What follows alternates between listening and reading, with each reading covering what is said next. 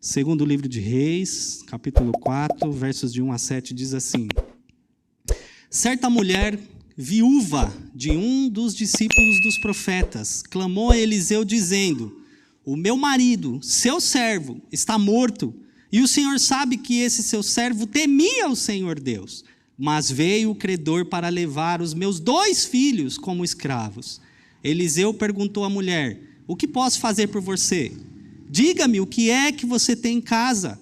Ela respondeu: esta sua serva não tem nada em casa, a não ser um jarro de azeite. Então Eliseu disse: vá, peça emprestadas vasilhas a todos os seus vizinhos. Vasilhas vazias, muitas vasilhas. Depois entre em casa, feche a porta atrás de você e dos seus filhos, e derrame o azeite em todas aquelas vasilhas.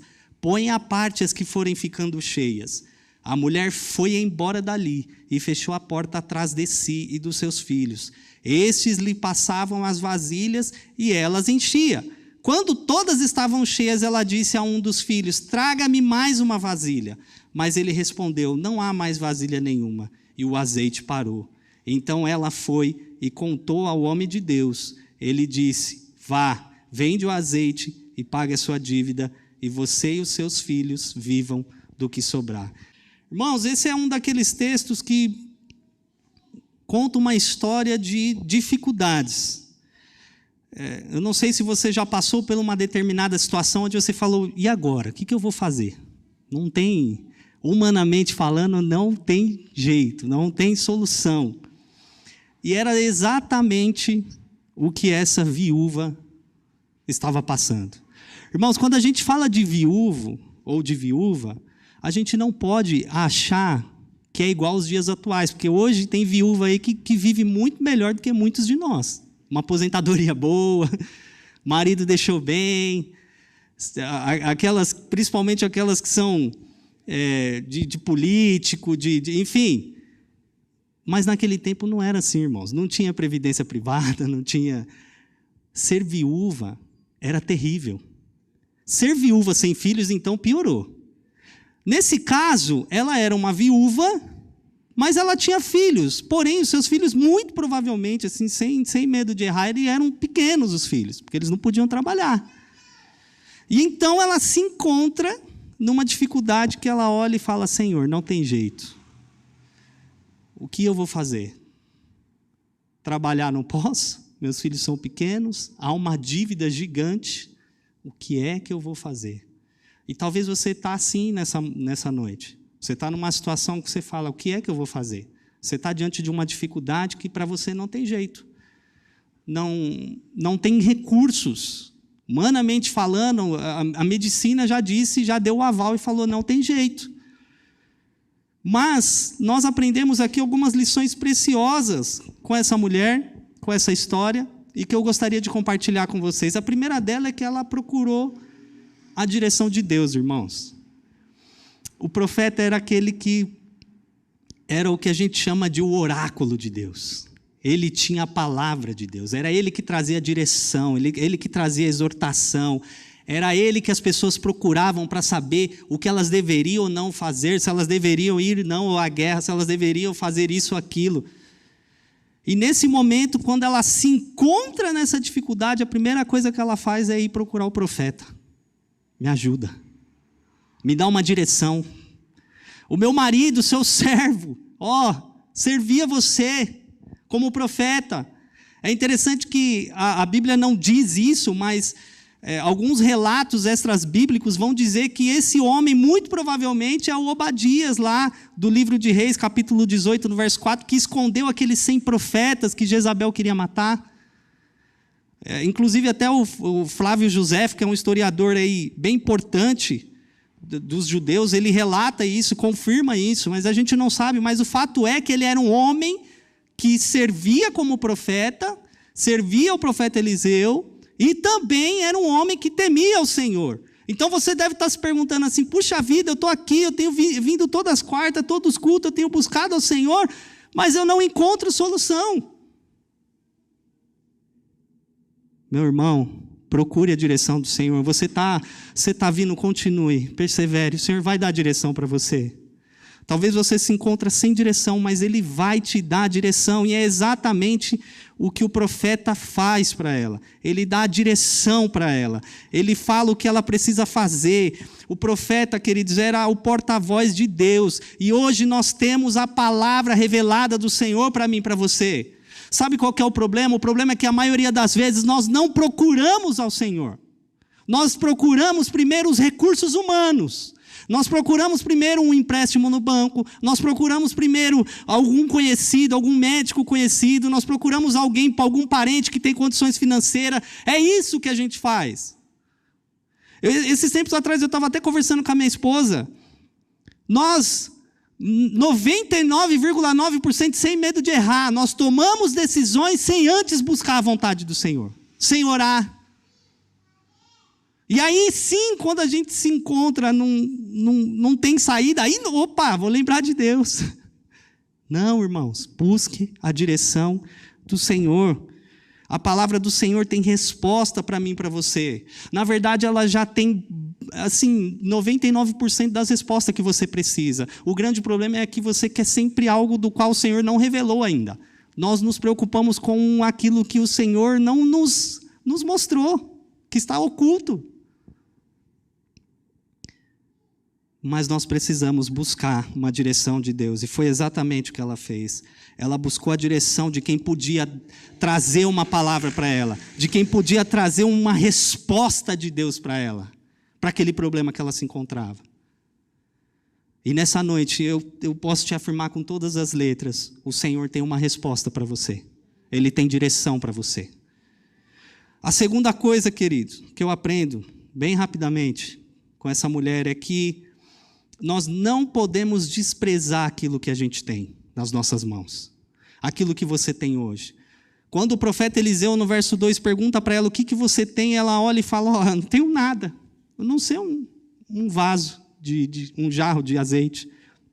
E a palavra aqui, se nós transliterarmos ela do hebraico, queridos, é literalmente um pequeno frasco de azeite. Então era algo pequeno que ela tinha com um pouquinho de azeite. Era tudo que ela tinha. Mas para ela não tinha nada a não ser isso.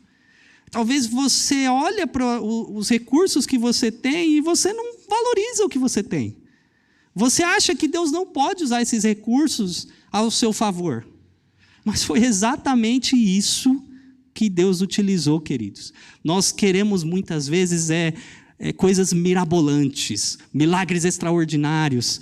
E na verdade o Senhor quer operar um milagre naquilo que você tem hoje. O que é que você tem hoje? Não despreze aquilo que você tem, porque é isso que o Senhor vai usar para te trazer a vitória. Foi exatamente isso, queridos, que Deus usou para trazer a resposta para essa mulher. Não se limite a querer o miraculoso de uma forma extraordinária, descer um anjo com um livro na mão. Não! É aquilo que você tem. É esse o recurso que o Senhor vai trazer resposta para você. Não se limite. Para a viúva, para essa viúva era um jarro de azeite, mas para Deus era o suficiente para operar o milagre. O que você tem é o suficiente para Deus fazer o milagre. O salário que você tem é o suficiente para Deus fazer um milagre, queridos. O sobrenatural. Eu vou dizer para você, nos períodos que eu mais ganhei pouco, é os períodos que eu mais vivi o sobrenatural de Deus. E eu vou falar uma coisa para vocês aqui. Sem querer exaltar nada disso. Nunca deixei de ser dizimista, irmãos. Nunca. E foi o período que o Senhor mais me honrou. E às vezes você tem um pouco, você não valoriza o que você tem, não consegue confiar na provisão de Deus, e aí você para de dizimar. Você para de ofertar, você para de confiar. Porque você acha que esses 10% que não é nada, vai fazer diferença no final para você. Quando na verdade você tem que entender que é o que você tem que o Senhor vai fazer um milagre. Confie no Senhor, não confie nos recursos. Os recursos que você tem é suficiente, entenda isso. Não ache que é o que eu preciso mais, o mais vai fazer a diferença. Não, é o que você tem. Era o que ela tinha e foi o que Deus fez um milagre na vida dela. A terceira coisa, queridos, tenha relacionamentos sadios. Imagine você se essa viúva não tivesse os relacionamentos, querido. Fosse aquela crente chata, que os vizinhos não gostam, que tudo para ela, lá, ó, tudo dos demônios, não que não seja, mas ela não tem esse relacionamento, sabe? Ela não olha com olhar de compaixão e dizer, olha, eles precisam ser alcançados também. Imagine, ela não teria condições de ter vasilhas emprestadas, e o profeta fala, pega muitas vasilhas. Então ela foi uma vizinhança, queridos, pedir. Sábado que passou agora, a gente teve reunião do conselho aqui, e o pastor trouxe um texto bem importante, bem bacana para a gente meditar, e ele falou exatamente disso. Nós precisamos construir relacionamentos que vai além da estrutura, a igreja, esse prédio. Nós nos relacionamos muito aqui com as pessoas por conta da igreja, mas nós precisamos construir relacionamentos sadios, relacionamentos bons, fora a igreja. E não só com os nossos vizinhos, mas com os nossos irmãos que estão aqui dentro, porque às vezes eu tenho a sensação, e a gente estava falando sobre isso, que a nossa amizade é daqui da igreja. Passou da igreja, a gente não convida um outro para comer um churrasco, a gente não liga para saber como que está, porque hoje em dia já é difícil ligar, se quer manda uma mensagem às vezes. Então nós precisamos construir esse relacionamento. Nesse momento difícil, foi através dos vizinhos delas que o Senhor também preparou os recursos para que ela pudesse ser abençoada. Às vezes vai ser aquele seu vizinho ímpio, que você olha e fala, ixi, esse daí não tem jeito, vai ser ele que Deus vai usar para te abençoar.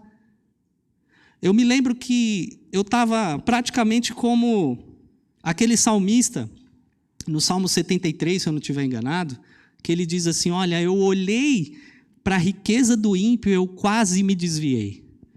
Eu cheguei a uma certa ocasião, eu olhei para Deus e falei, Senhor, por que o ímpio lá, o Senhor está mais prosperando? Eu estou aqui numa prova, o Senhor tem abençoado, amém, glória a Deus, mas uma dificuldade. E o ímpio lá, o camarada que não está nem aí para o Senhor, tem sido abençoado. E o Senhor falou isso comigo, Ele falou, meu filho, eu abençoo eles, porque através da vida deles eu vou abençoar você. E é exatamente o que acontece, irmãos. Foi exatamente o que aconteceu em várias situações. Fui muito abençoado e sou por pessoas que não são cristãs. Então procure ter relacionamentos sadios. Não seja aquele crente chato que não conversa com ninguém. E eu falo isso por mim, irmãos. Eu pouco conheço as pessoas que moram no meu condomínio. Eu conheço a síndica, porque precisa falar com a síndica, e a mulher que limpa o prédio, que a gente sempre conversa. A gente precisa construir esse relacionamento, saber, porque às vezes Deus quer usar você para ganhar o seu vizinho, e você não tem esse relacionamento. Então, construa relacionamentos sadios, dos quais, no momento da dificuldade, eles vão ser canal de bênção para abençoar a sua vida também. Vão fazer parte do processo, parte do milagre. A quarta coisa é, envolva sua família no processo. O profeta deu uma ordem clara para ela, entra, fecha a porta, é você e seus filhos. Vai ter situações, queridos, que você vai ter que entrar e fechar a porta e falar, Senhor, é aqui, é a gente. Após receber, então, essa direção, ela pega tudo, vai para casa, se tranca, e o que eu acho mais incrível é que o profeta não estava presente. E isso me remete a uma coisa, às vezes nós pensamos assim, puxa vida, se eu pedir para o pastor Claudionor orar, o milagre vai acontecer. É um homem de oração, eu orar? O Senhor não vai responder minha oração. E nós nos apegamos a isso. E o que eu acho mais incrível é que Deus deu essa direção para ela fazer no secreto, para mostrar que é Ele que está olhando você no secreto, e Deus está te vendo lá no secreto, meu irmão. Reúna a sua família, ore com a sua esposa, ore com os seus filhos, e você vai ver um milagre acontecer. Sabe, às vezes nós achamos que não vai fazer diferença. Faz, queridos. Quantas coisas aconteceu por causa das orações que a gente fez na nossa casa? Quantas orações respondidas até dos meus filhos. Milagres. Eu me lembro uma vez o Paulinho, o meu filho mais novo, 1 ano e pouco ele prendeu o dedo numa porta e o dedo ficou roxo. Aquela unha roxa. E aí o Daniel, na simplicidade dele, ele falou, pai, eu vou orar e Deus vai sarar esse dedinho dele. Irmãos, amanheceu limpinha a unha. Limpinha. Deus ouve a oração. feita em casa. Deus te ouve no secreto. Deus ouve a oração do seu filho, da sua esposa. Reúna em casa, porque Deus quer operar um milagre lá na sua casa. Não ache que o profeta, o pastor, não sei quem orar. É importante, nós precisamos das pessoas para nos acompanhar, para orar conosco muitas vezes, mas Deus quer fazer a obra lá na sua casa, assim como fez na vida dessa viúva. Quinto, Deus te dará o necessário. Às vezes você tem clamado o extraordinário e Deus vai te dar aquilo que você precisa. Eu sempre falo isso para os meus filhos. Eles vivem, isso até é um pouco de culpa nossa, a gente tem um desejo muito grande de ter uma casa maior, porque a gente gosta de ter filhos. Acho que vocês já devem ter percebido isso. E a gente fala, nossa, a gente quer ter uma casa maior para meus filhos correr, ficar à vontade. Porque morar num apartamento de 56 metros quadrados é difícil, irmãos. Com um banheiro só, com 5 pessoas dentro de casa, pensa na prova. E vocês sabem como que é criança. Você fala que vai no banheiro, dá vontade deles ir no banheiro tudo junto. E aí, mas eu sempre friso para os meus filhos, filho, a gente quer, é um sonho nosso, amém, mas a gente precisa entender que o que a gente tem é o necessário para a gente. O que você tem é o necessário para você. O que Deus vai te dar é o necessário para você. Se Ele quiser dar o a mais, amém, mas Ele vai te dar o necessário. E no verso 7, a Bíblia diz aqui que quando ela foi colocando o azeite, acabou. E aí ela foi falar isso para o homem de Deus, e o homem de Deus falou, vai, paga sua dívida e agora viva do resto. Até seus filhos aí poderem começar a trabalhar, viva. Deus deu o necessário para ela. O necessário para que ela pudesse quitar sua dívida e sobreviver pelo restante dos dias. Deus vai dar o necessário para você, meu irmão.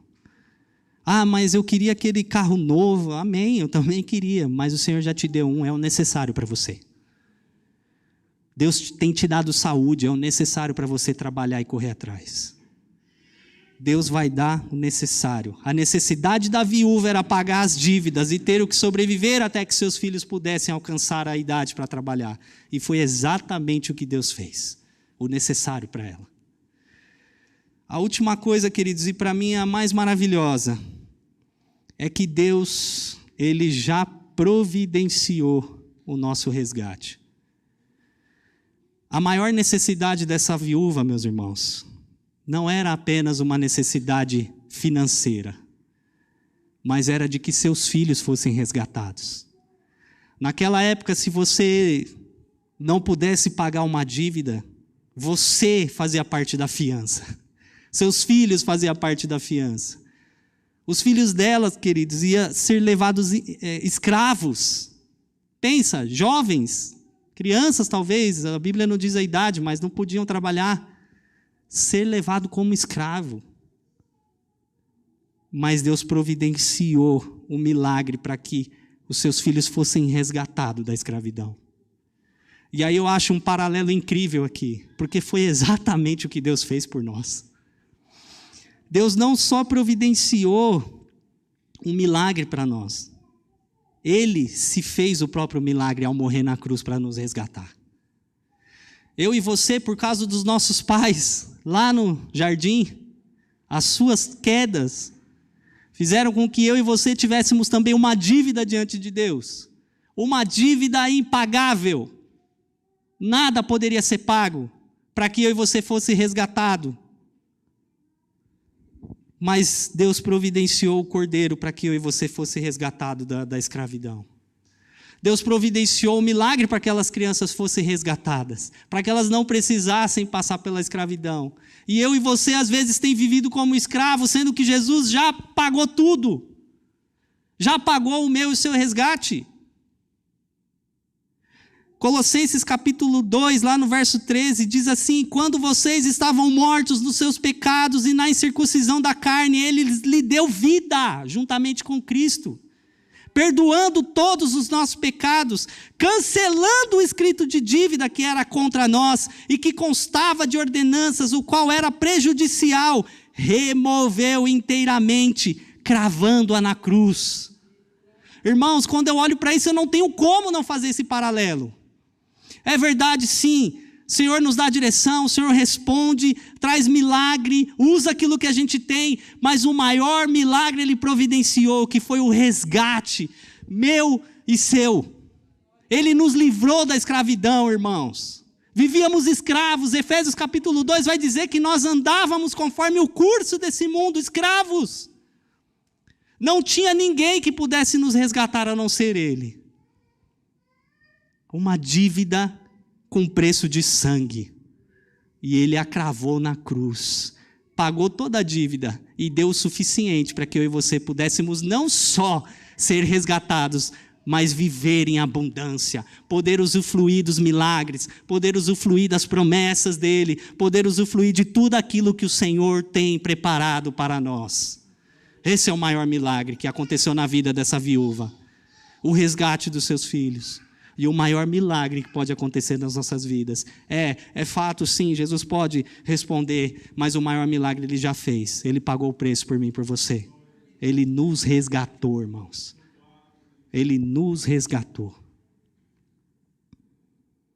Ao dizer tetelestai, Ele não só quitou a dívida, mas Ele deu uma nova vida para nós. Um recomeço, uma oportunidade de nós podermos adentrar o Santo do Santo e dizer: Senhor, me dá direção, Senhor, me ajuda, estou sem saída, o alto preço já foi pago, o Senhor já fez tudo por mim, isso que eu tenho agora não é nada, o Senhor pode responder o meu milagre. Queridos, nunca se esqueça disso. O Senhor resgatou você. E se você ainda não foi resgatado, arrependa-se. Aceite o Senhor como sendo o Senhor da sua vida. E Ele vai te dar uma nova vida e uma nova chance. Amém?